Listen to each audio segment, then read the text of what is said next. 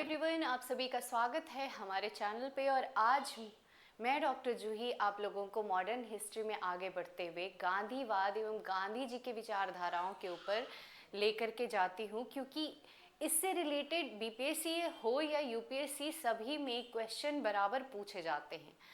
Mains में लगातार question रहते हैं गांधी जी के विचारधाराओं के ऊपर, तो इसको समझना बहुत ज़रूरी है। कॉन्सेप्ट को समझना, किस प्रकार से राजनीतिक रूप से उनके विचारधाराएं रहीं, आर्थिक रूप से विचारधाराएं रहीं, इन सभी को समझते हुए आगे बढ़ेंगे। तो चलिए आज गांधी जी के विचारधाराओं को समझते हैं।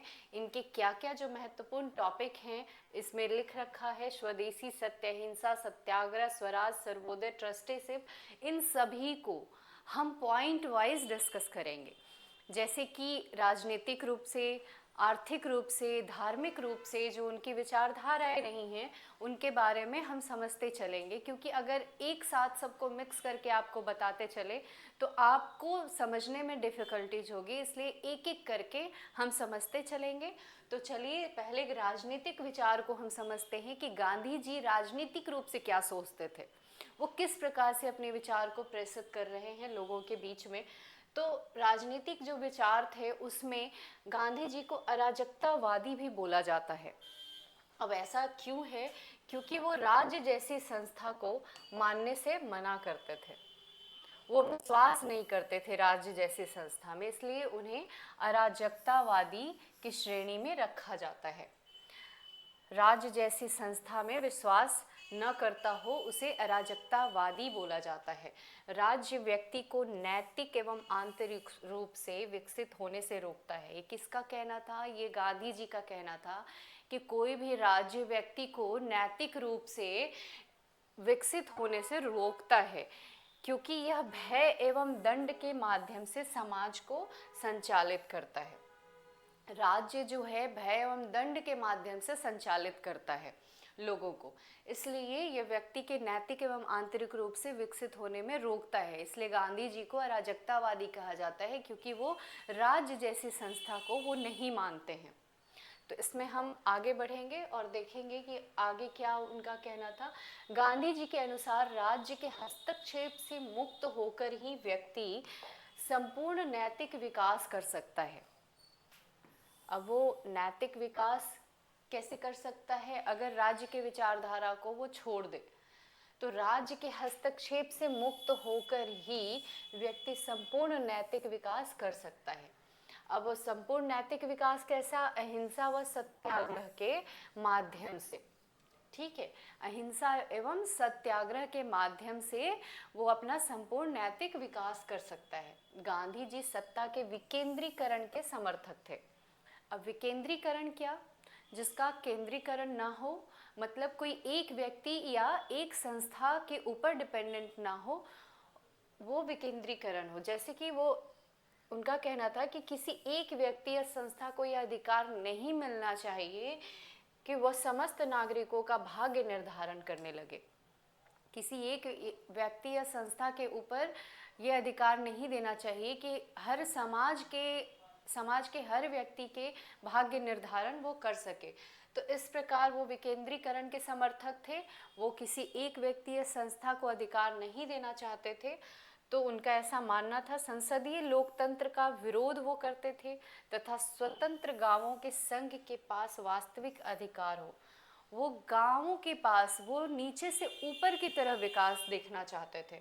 शक्ति का नीचे से ऊपर की ओर प्रवाह होना चाहिए, मतलब कि गांव से शहर की तरफ प्रवाह होना चाहिए शक्ति का, ना कि शहर से गांव की तरफ। तो इस प्रकार उनका कहना था कि अगर हम गांव का विकास करेंगे पहले, तभी जा कर के हमारा पूरा संपूर्ण देश का विकास हो पाएगा, ना कि हम शहर को विकास करते रहें, वहाँ का शक्ति मजबूत करते रहें और गांव हमारा पिछड़ापन की स्थिति में ही चला जाए। तो इस प्रकार उनका कहना था कि पहले गांव का विकास करें, गांव की शक्ति को मजबूत करें, फिर उसके बाद आप शहर की तरफ आगे बढ़ें। तो इस प्रकार से इनका राजनीतिक विचारधारा था। और आगे हम बढ़ेंगे आर्थिक विचारधारा में। तो आर्थिक विचारधारा में भी सेम उनका ऐसा ही कॉन्सेप्ट था। अर्थव्यवस्था के विकेंद्रीकरण के पक्ष में थे वो, वो किसी भी पूंजी या निजीवाद के खिलाफ थे। वो निजीवाद में विश्वास नहीं रखते थे, वे विकेंद्रीकरण के पक्ष में थे। आर्थिक साधनों पर किसी एक व्यक्ति का अधिकार न हो। वो यहाँ भी मानते थे कि कोई भी आर्थिक साधन उस पे किसी एक व्यक्ति का अधिकार ना हो। इनका मानना था कि कहीं भी जो संपत्ति है वो सिर्फ किसी एक व्यक्ति का नहीं होना चाहिए, हर व्यक्ति के अंदर वो समान रूप से बटा हुआ होना चाहिए। तो इस प्रकार वो ऐसा मानते थे।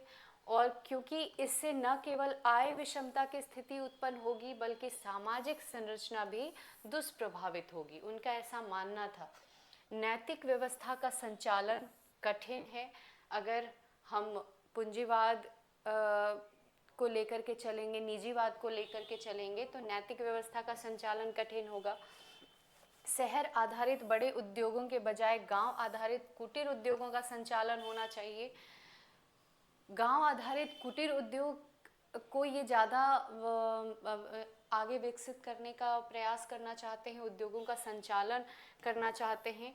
जो बड़े उद्योग हैं उनके जगह पे गांव आधारित जो कुटीर उद्योग है उसको आगे बढ़ाना चाहिए। उनका मानना था कि शहर में जो बड़े बड़े उद्योग हैं उनको बंद करके जो गांव के छोटे कुटीर उद्योग हैं उनको आगे बढ़ाना चाहिए ताकि हमारा विकास हो सके। अब इसमें उन्होंने लाभ क्या क्या बताए हैं उसमें देखेंगे तो कुटीर उद्योग से हमारा लाभ हो सकता है आय समानता का, हमारा आय समान रूप से होगा, प्रदूषण कम होगा, प्रवासन भी कम होगा, आवश्यकता के अनुरूप उत्पादन होगा, ना कि उत्पादन के अनुरूप आवश्यकता का सृजन किया जाएगा। होता है कि मशीनीकरण हो जाता है तो आवश्यकता के अनुरूप उत्पादन ना होकर के उत्पादन इतना अधिक कर दिया जाता है कि लोग अनावश्यक उन चीज़ों का उपयोग करना शुरू कर देते हैं। तो इस प्रकार से उनका कहना था कि आवश्यकता के अनुरूप उत्पादन होगा।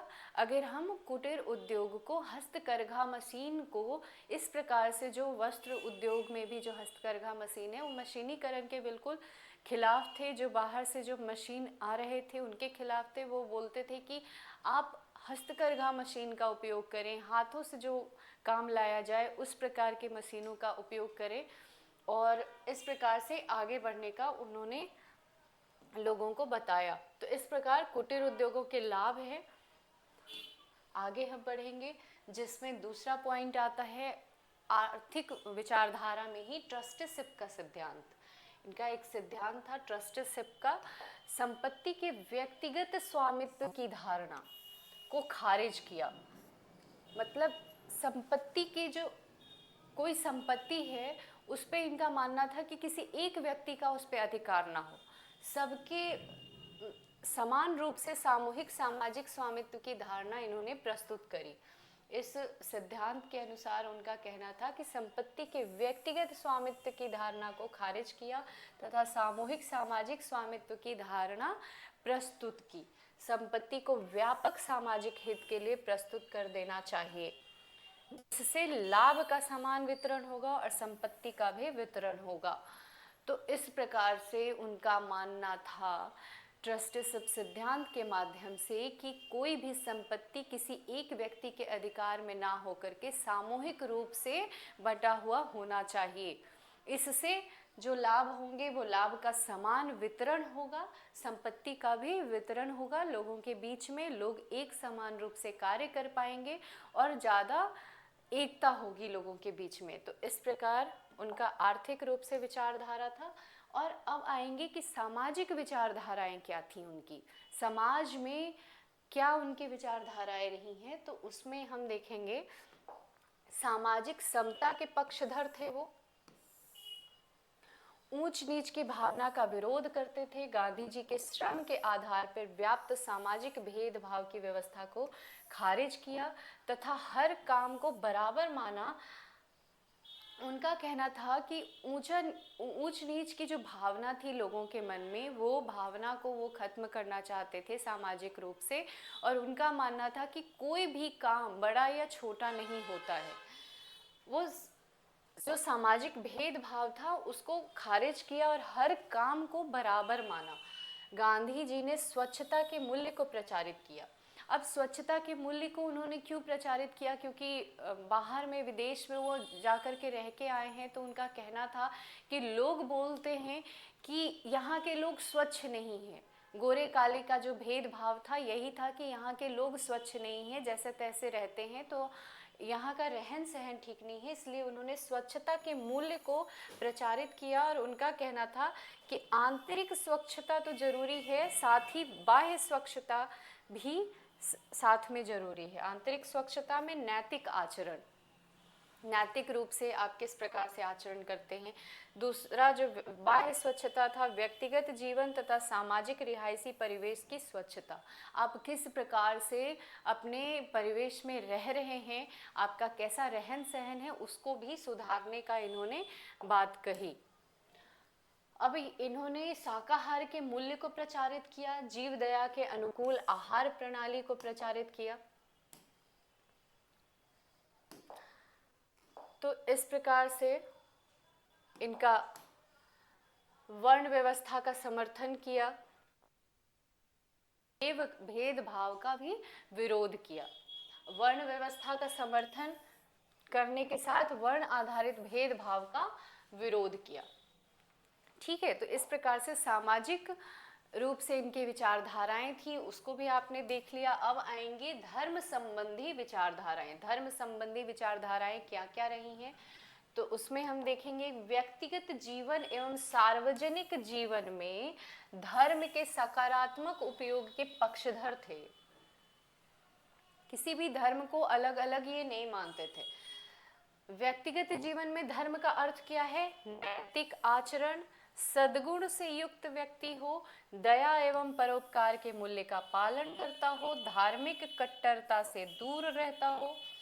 धार्मिक कट्टरता मतलब जो हिंदू कट्टरवादी हो सोच, मुस्लिम कट्टरवादी सोच, ऐसे कट्टरता से दूर रहने का इन्होंने बताया। अन्य धर्मों के प्रति भी सम्मान व सहिष्णुता का भाव होना चाहिए।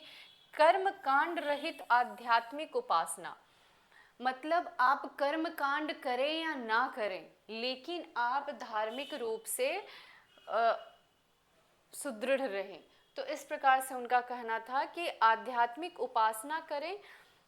धर्म का सूत्र उन्होंने ये बताया, तो इस प्रकार से उन्होंने धर्म का सूत्र बताया। नैतिक आचरण, सद्गुण से युक्त, दया परोपकार के मूल्य का पालन, धार्मिक कट्टरता से दूर रहना, अन्य धर्मों के प्रति भी सम्मान और सहिष्णुता का भाव, और कर्म कांड रहित, वो उपासना के प्रचारक थे। वो ज़्यादा से ज़्यादा आध्यात्मिक रूप से मेडिटेशन वगैरह को फॉलो करने के बारे में वो बताते थे।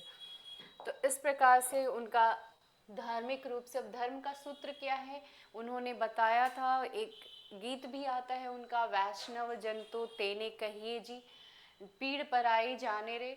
तो ये बहुत ही फेमस है, इसके बारे में आप लोगों ने सुना ही है। वैष्णव जन तेने कहिए जे, पीड़ पराई जाने रे।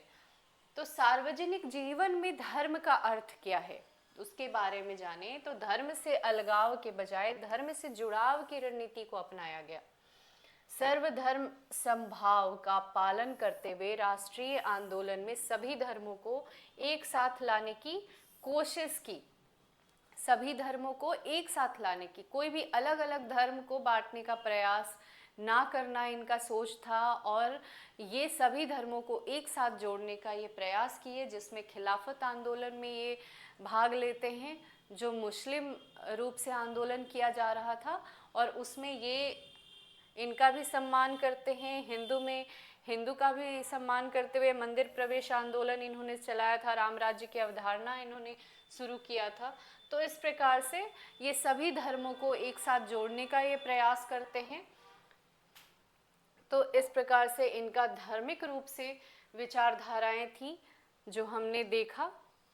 अब आते हैं पर्यावरण संबंधी विचार। इन्होंने मशीनी सभ्यता, आधुनिकता, बड़े उद्योग का विरोध किया तथा ग्राम आधारित कुटीर उद्योग का समर्थन किया। ये मशीनीकरण के पक्षधर नहीं थे, उनके विरोधी थे, और ग्राम आधारित कुटीर उद्योग का इन्होंने समर्थन किया ताकि गांव का विकास करके हम शहर की तरफ आगे बढ़ें।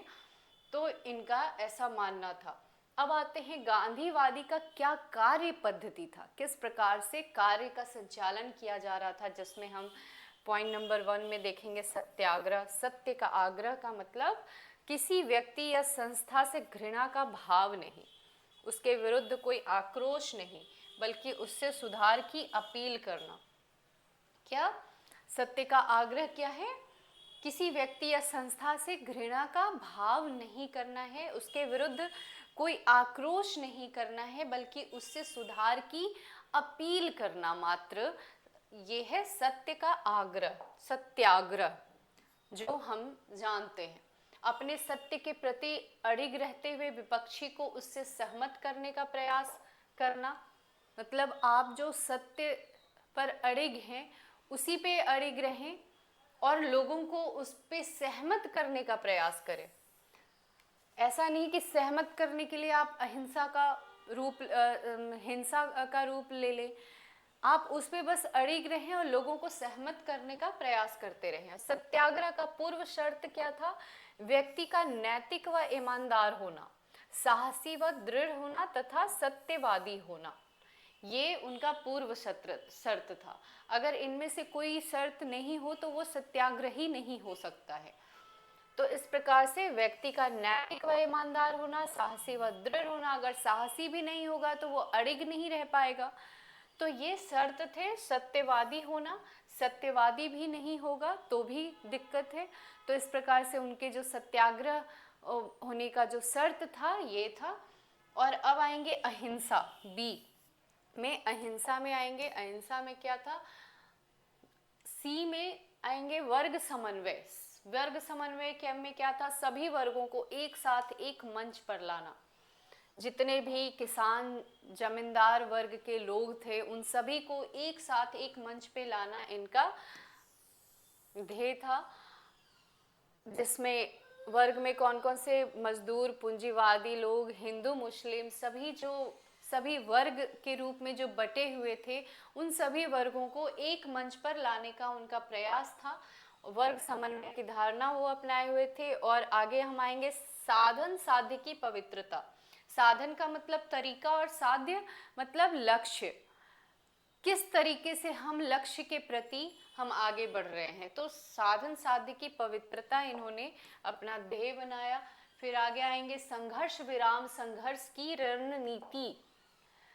सक्रिय दौर, निष्क्रिय दौर, विराम में, संघर्ष में आपको सक्रिय रहना है।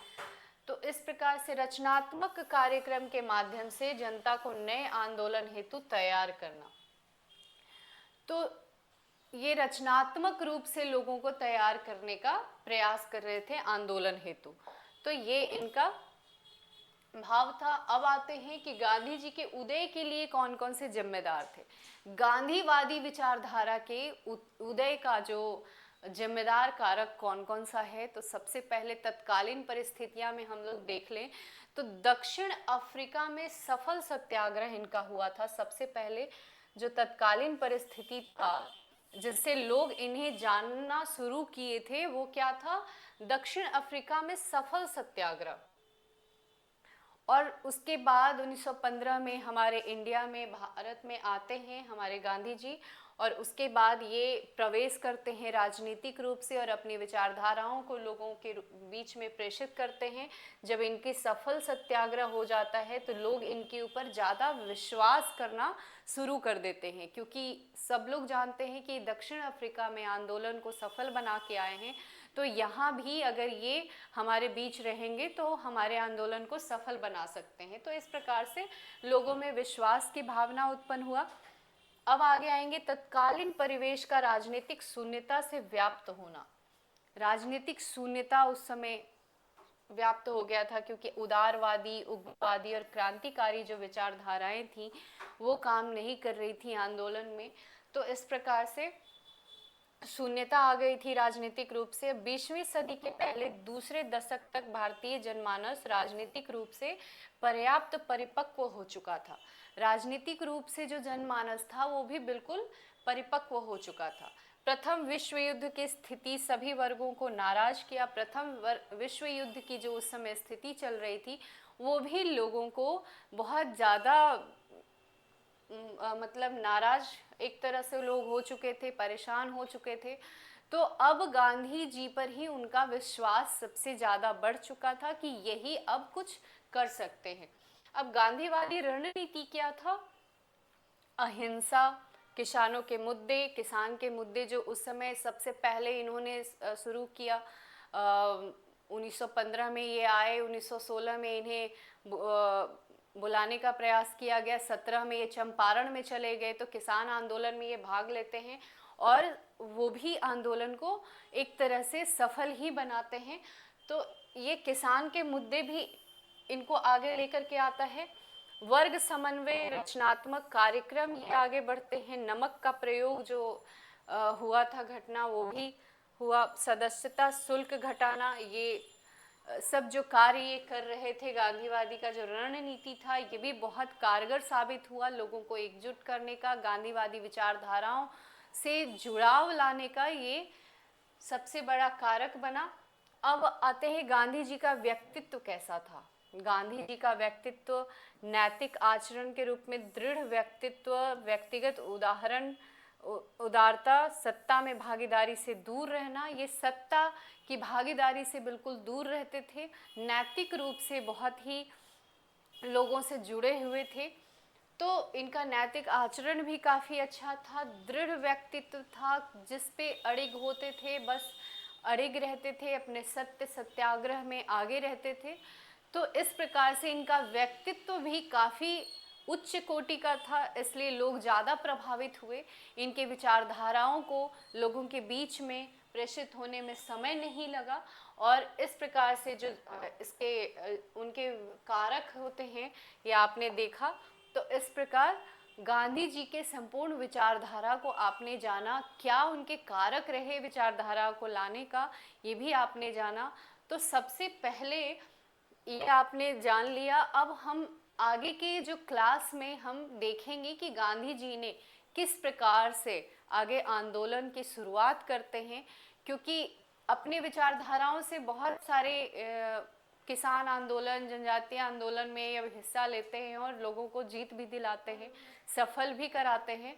तो इस प्रकार से आगे बढ़ते हुए हम आगे के क्लास में देखेंगे क्या क्या आंदोलन रहे गांधी जी का। अब आगे आएंगे अभ्यास प्रश्न की तरफ कि इस विचारधारा के ऊपर किस प्रकार से क्वेश्चन पूछे जाते हैं एग्जाम में, उसके ऊपर देखेंगे। तो प्रश्न संख्या 1 है, गांधी के उद्भव के लिए उत्तरदायी कारणों की चर्चा करें, ये आप लिखेंगे।